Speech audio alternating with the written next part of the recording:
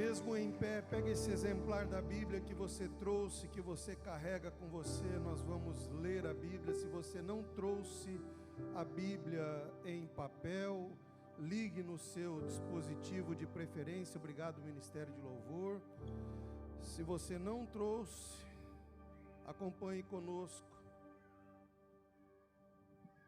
Nas telas você pode ler a Bíblia junto com a gente. Lucas, capítulo de número 13, versículos 6 ao versículo de número 9.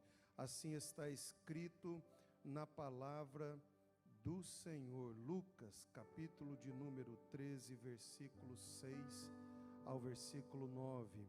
Então Jesus contou esta parábola. Um homem tinha uma figueira plantada em sua vinha, foi procurar fruto nela e não achou nenhum. Por isso disse ao que cuidava da vinha: olha, já faz 3 anos que eu venho procurar fruto nesta figueira e não acho. Portanto, corte-a. Por que deixá-la inutilizar a terra? Respondeu o homem: Senhor, deixe-a por mais 1 ano, e eu cavarei ao redor dela e a adubarei. Se der fruto no ano que vem, muito bem, se não, corte-a. Quantos podem dizer amém por essa palavra? Podem tomar assento, por favor. Esse é o tema da mensagem que Deus colocou no meu coração.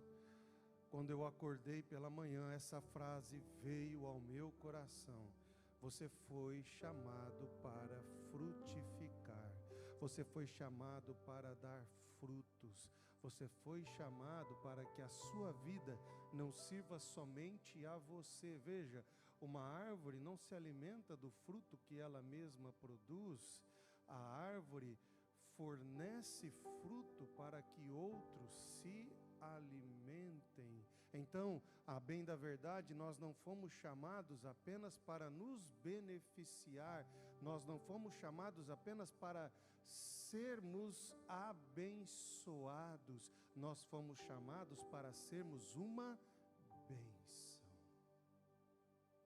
Você pode repetir comigo? Eu fui chamado para ser uma bênção.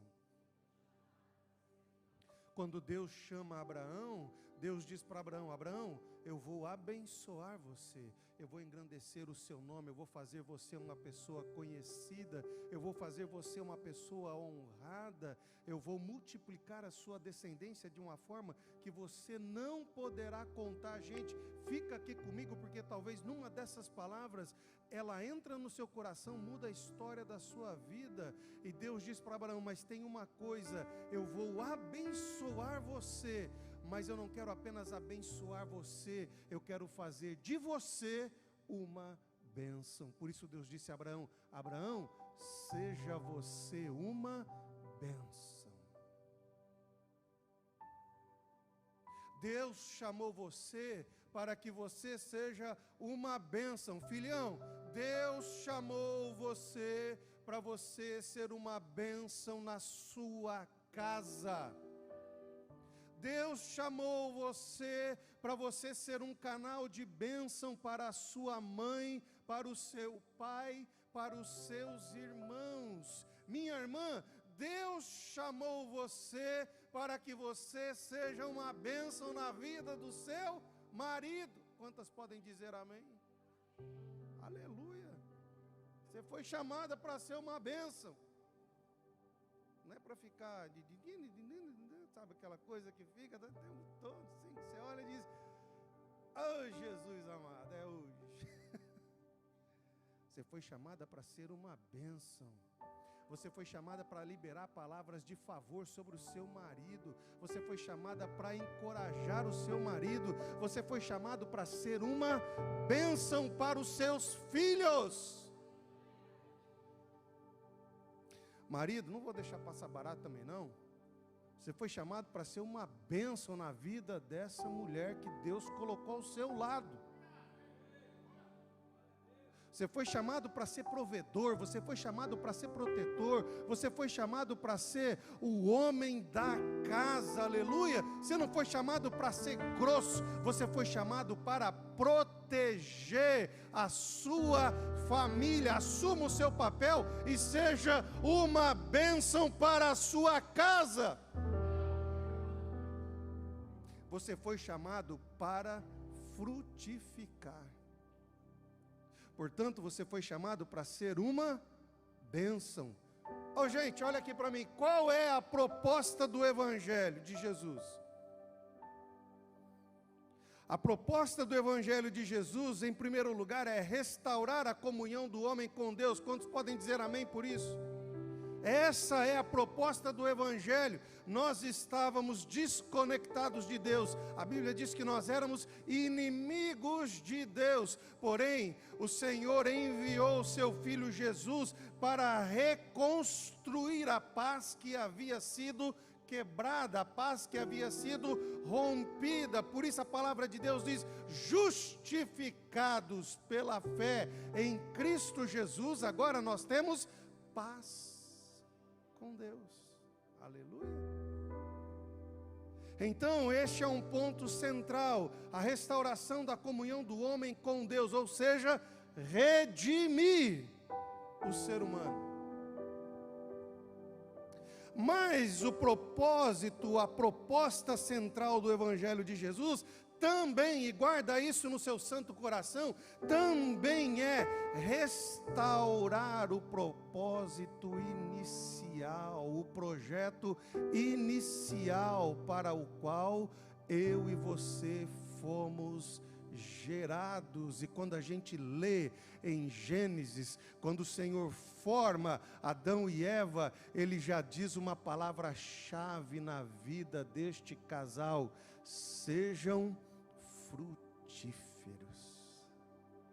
encham a terra, sujeitem, governem, multipliquem, dominem a criação, ou seja, expanda a sua vida até o máximo que eu vou permitir você fazer. Você foi projetado por Deus para frutificar.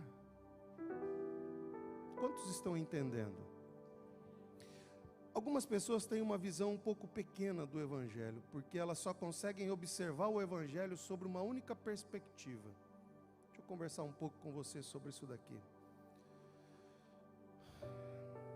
Só conseguem observar o Evangelho sobre uma única perspectiva. Então, para eles, Jesus veio para salvar. Mas eu leio a Bíblia, e a Bíblia que eu leio diz que Jesus curou alguns. Sim ou não? A Bíblia que eu leio diz que Jesus não apenas curou alguns, mas a Bíblia que eu leio diz que Jesus alimentou muitos. Sim ou não?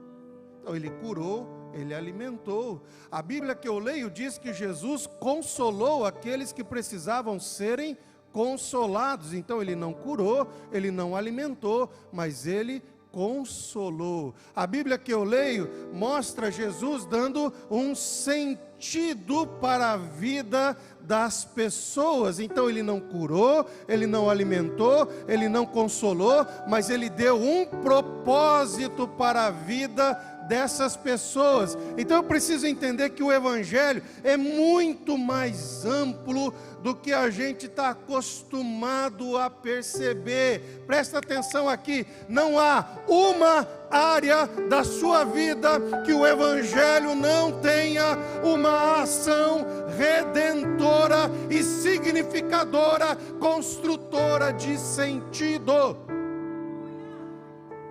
Não tem uma área da sua vida. Todas as áreas da sua vida estão sujeitas ao Evangelho. Sua casa, sua vida profissional, sua vida emocional, seus relacionamentos de amizade, seus relacionamentos familiares, todas as áreas da sua vida estão sujeitas ao Evangelho. Por quê? Porque o Evangelho é o solo fértil que fará com que todas essas áreas da sua vida possam frutificar. Bora lá, gente. Para alguns, Jesus quer apenas salvar a alma. Mas deixa eu perguntar uma coisa para vocês. Olha aqui para mim. Será que Jesus não está preocupado? Será que Jesus não se importa com a necessidade de um pai que chega diante dele e diz: me ajuda a alimentar os meus filhos? Óbvio que está, né, gente?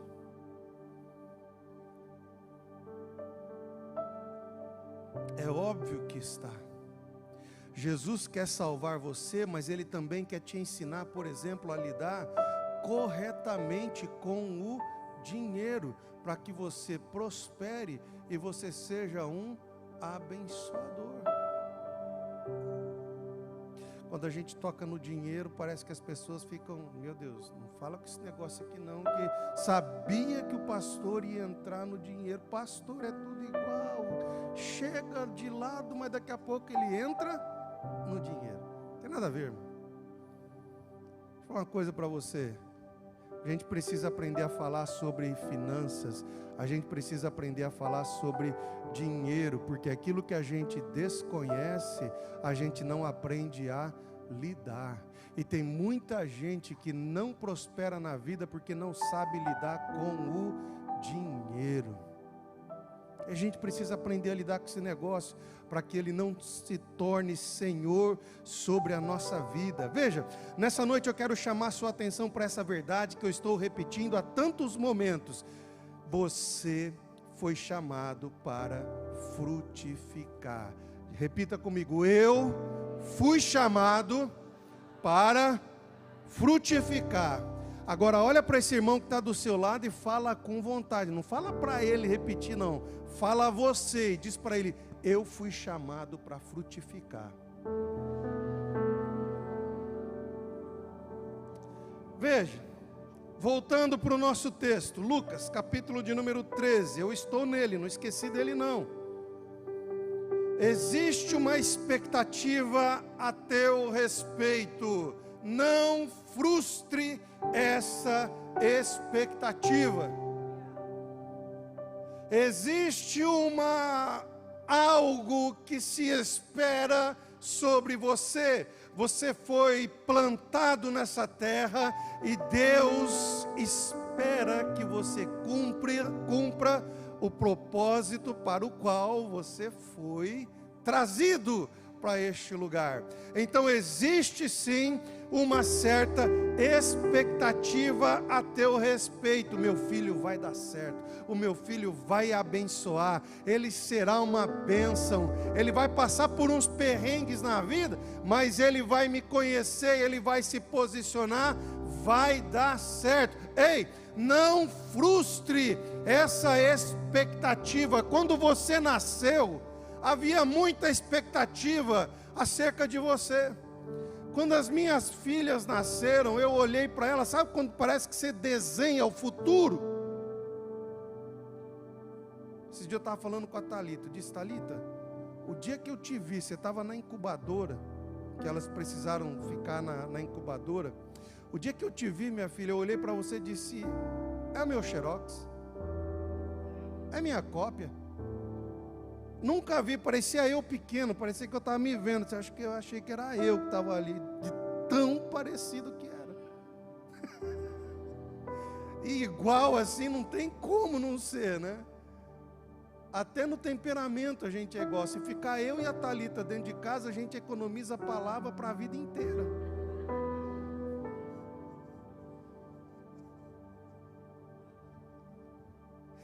Ai, Jesus amado. Mas a gente projeta expectativas, a gente planeja, a gente olha e diz: não é o que eles vão fazer. Entenda isso, a expectativa não é em torno do que você vai fazer, é em torno de quem você vai ser.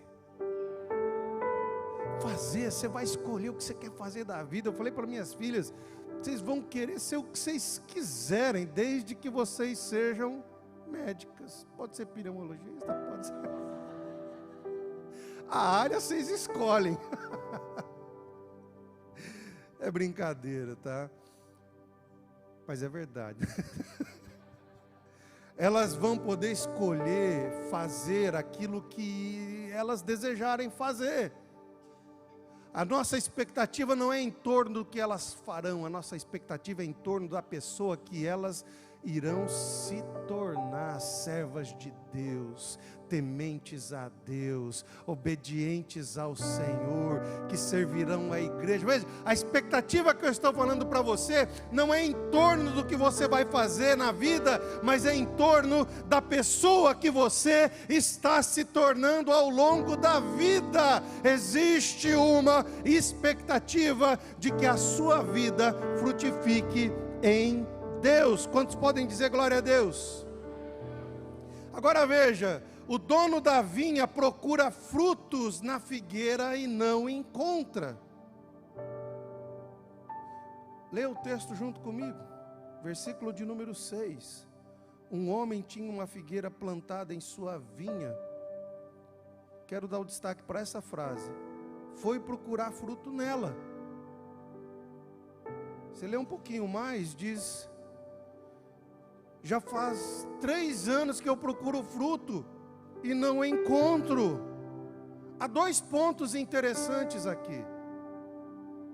O primeiro ponto é esse que eu estou falando para você. Há uma expectativa acerca do dono. Quem planta uma árvore espera colher o fruto dela.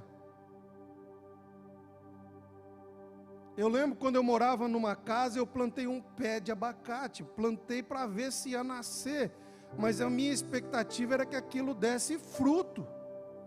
Eu não sabia que um abacateiro leva mais tempo do que eu imaginava para crescer e dar fruto. Era melhor plantar um pé de mamão, que daqui a pouco ele ia dar mamão rapidinho. Mas há uma expectativa de que aquilo frutifique, há uma expectativa de que você chegue no pé um dia, olhe para ele e diga: eu vou pegar o fruto, e eu vou saborear o fruto da árvore que eu plantei. Ô meu irmão, deixa eu falar uma coisa para você muito séria. A Bíblia diz que eu e você somos comparados a árvores que estão plantadas junto a ribeiros. Você não veio para ser plantado em terra árida. Você não veio a este mundo para estar plantado no deserto. Deus projetou você para que você esteja plantado junto a um ribeiro de águas correntes, cujas folhas, diz a palavra, nunca faltam, e no seu devido tempo, na sua devida estação, ela dá o seu fruto. E eu quero liberar essa palavra sobre a sua vida. É chegado o tempo, é chegada a estação, pastora, de colher novos frutos. É chegada a estação de você ver florescer na sua vida aquilo que você semeou lá atrás. Será que tem alguém que crê nessa palavra? Será que tem alguém que pega essa palavra para si? É chegado o tempo de você colher os frutos que você semeou lá atrás. Se você crê, aplauda o Senhor.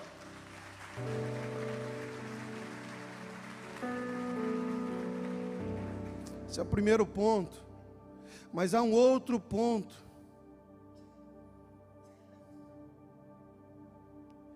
Ele vai procurar, não acha, e ele se lembra que por 3 anos ele procurou e não achou. Isso aqui é muito sério. E quando ele procura e não encontra, ele diz: corta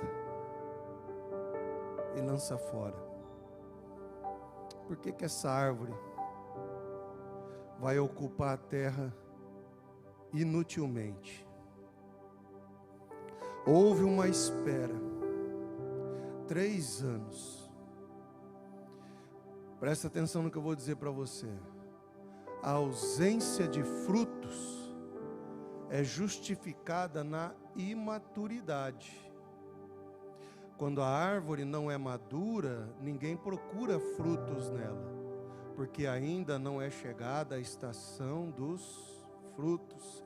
Ainda não é chegado o tempo em que ela está apta para dar frutos. Então, a ausência de frutos é justificada no tempo da imaturidade. Porém, quando a planta, quando a árvore está madura, o que se espera dela é que ela dê frutos. Nesse momento, não há desculpas que a gente dê para não frutificar. E eu quero falar isso para você.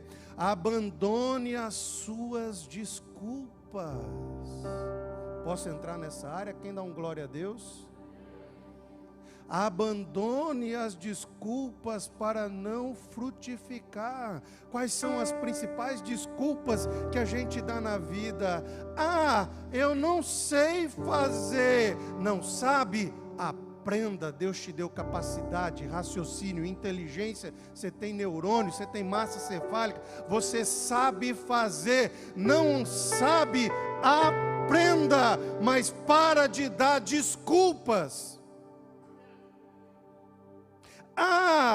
Eu não tive um bom exemplo na vida. Quantas pessoas dão desculpas de que não tiveram bons exemplos, de que não frequentaram bons ambientes, de que não tiveram uma boa infância. Ei, para de dar desculpas, porque agora você tem bons referenciais, você tem boas pessoas ao seu lado, você tem Cristo Jesus, você tem o Espírito Santo, você tem a palavra. Para de dar desculpa. Eu não tive um bom pai, por isso eu não sou um bom marido. Desculpa. Você pode aprender a ser um bom marido com a palavra de Deus.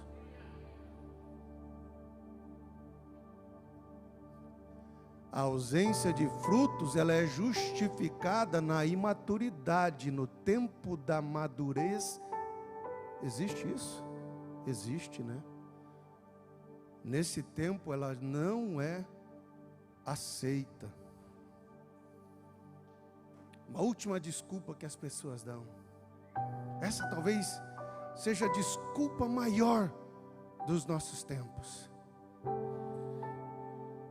Eu não tenho força. Eu não tenho força. Preciso terminar. Você não tem força? Apoie-se no Senhor. O Senhor é a sua força. Você não consegue? Descansa no Senhor. Ele te revigora, Ele restaura as suas forças. Confie em Deus, porque aquele que confia no Senhor renovarão as suas forças, correrão e não se cansarão, subirão com asas como águia. Descanse no Senhor.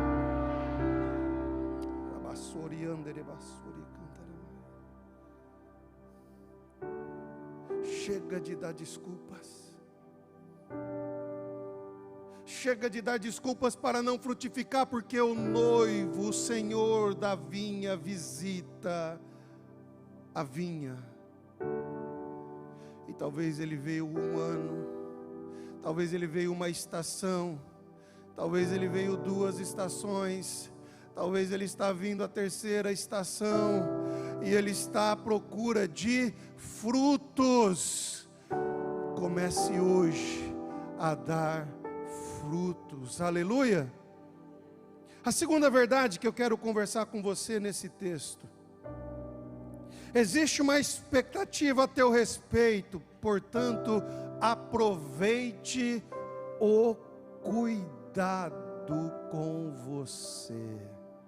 Há algo nesse texto que chama a minha atenção de uma forma maravilhosa. O Senhor visita a vinha, vê que a figueira não tem não tem frutos, ele se indigna com aquilo, porque já é o terceiro ano que ele procura e não encontra. Então ele toma a decisão e diz: oh, faz um favor para mim, corta essa árvore e queima ela, porque já são 3 anos e ela não dá fruto. Mas eis que alguém intercede, eis que alguém entra na história, eis que alguém diz: deixa eu cuidar dessa árvore de um jeito diferente. Irmãos, isso é o cuidado do Senhor comigo e com você.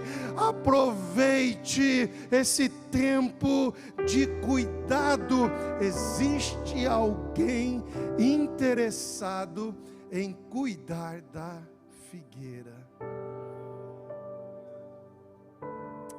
Ele chega para o dono e diz o seguinte: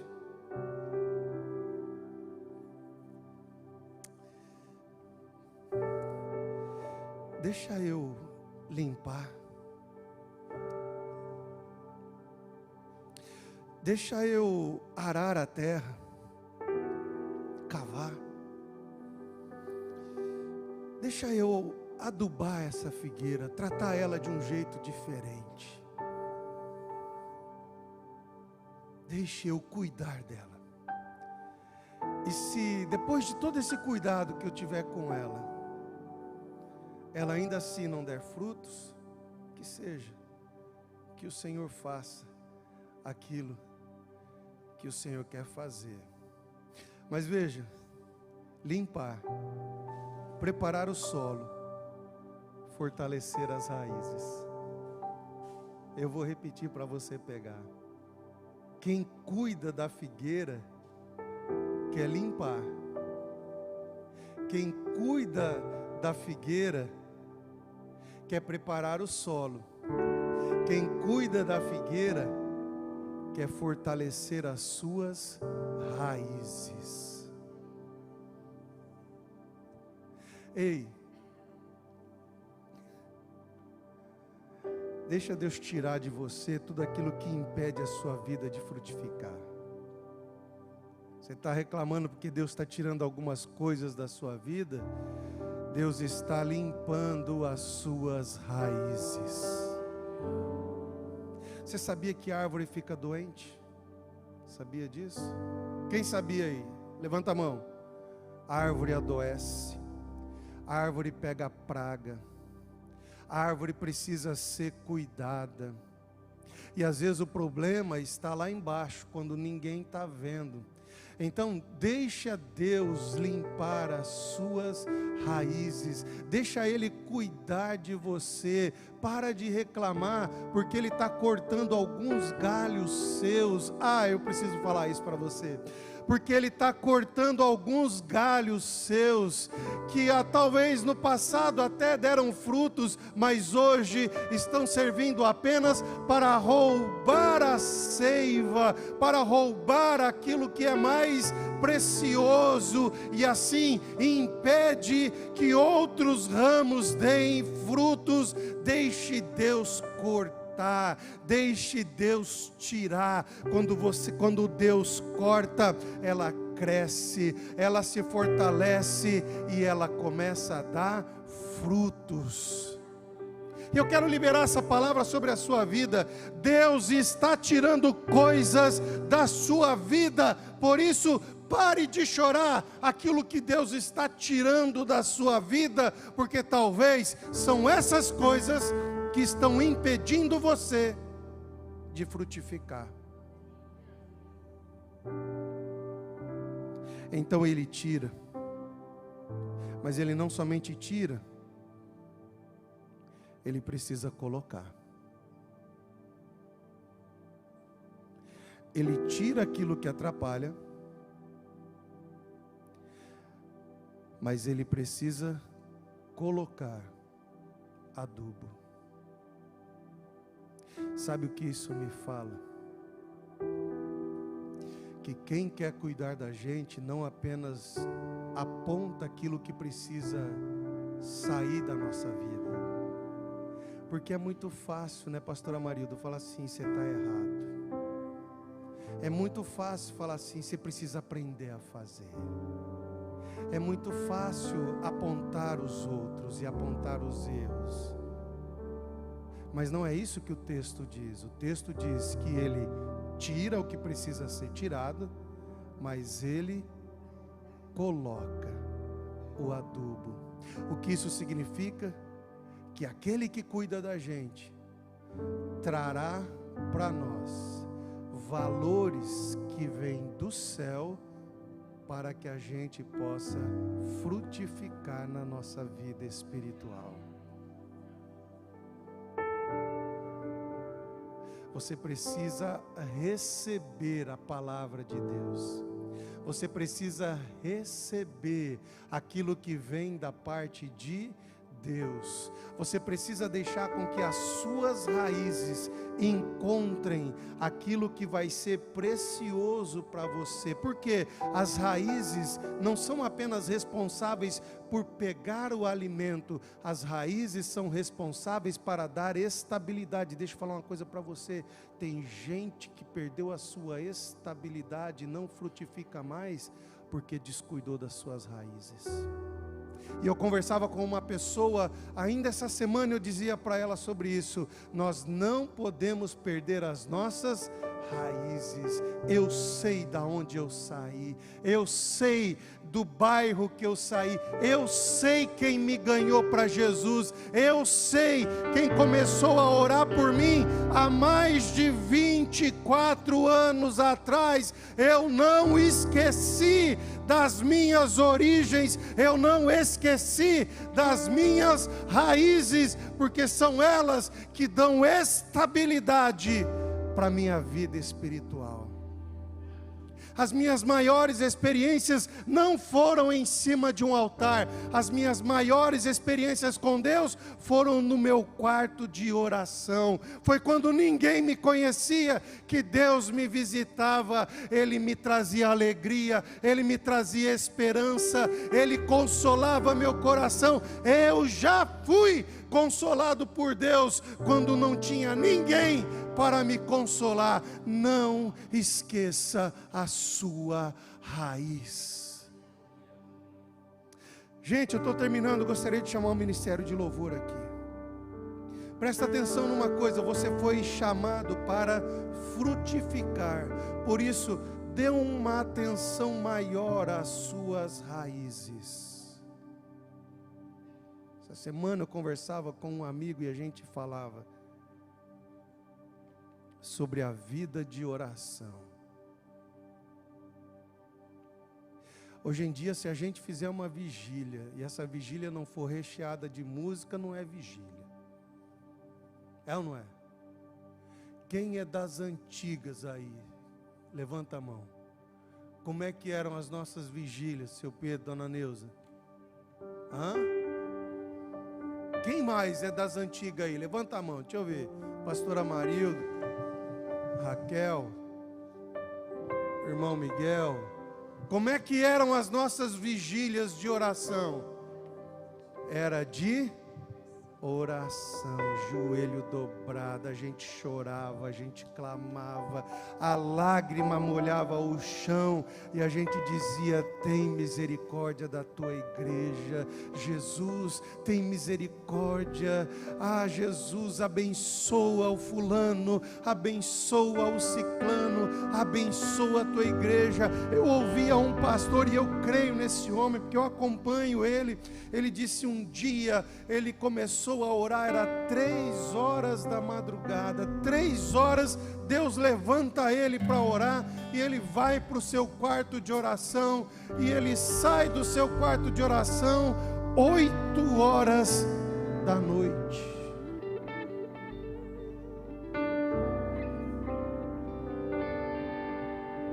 E eu disse: Deus,